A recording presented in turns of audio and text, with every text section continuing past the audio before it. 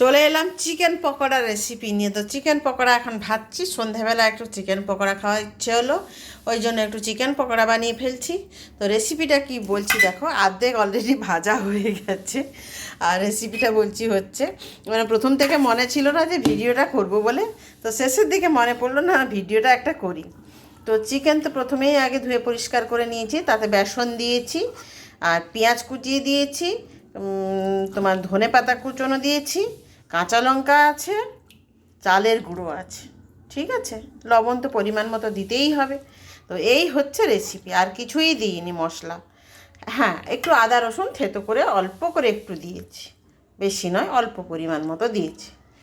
তো এইবার সবটা মাখিয়ে নিয়ে আমি গরম তেলে সুন্দর করে এটাকে ভেজে নেব। তো অর্ধেক তো অলরেডি ভাজা হয়ে গেছে বলে দিয়েছি, আর বাকি যেটা আছে সেটাই ভাজছি। মানে প্রথম থেকে খেয়াল ছিল না যে ভিডিও বানাবো বলে, তো মনে হলো না, যখন করছি তো একটা ভিডিওই বানাই, ঠিক আছে। এই হচ্ছে চিকেন পকোড়া।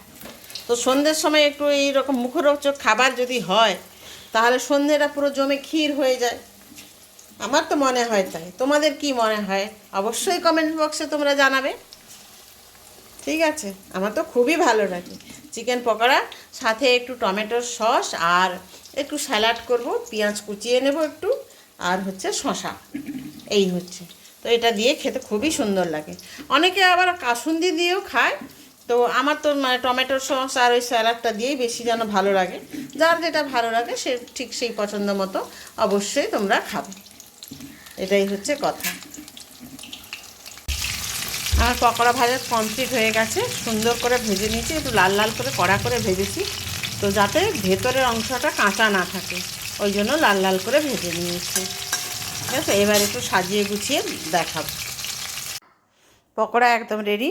তো এটাকে সুন্দর করে আমি সাজিয়ে নিয়েছি, শসা, পেঁয়াজ আর ধনেপাতা আর হচ্ছে টমেটোর সস, এটা দিয়েই আমরা সন্ধেবেলা এটা খাবো।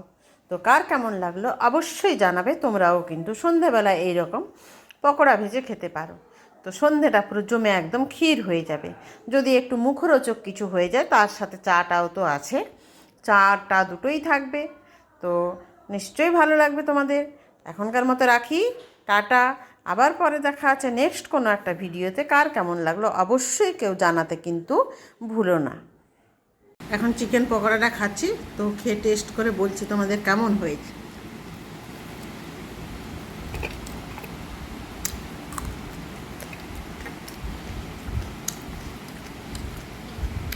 দারুণ দারুণ হয়েছে, খুব সুন্দর হয়েছে খেতে বন্ধুরা। সন্ধ্যেটা জমে গেল আজকে।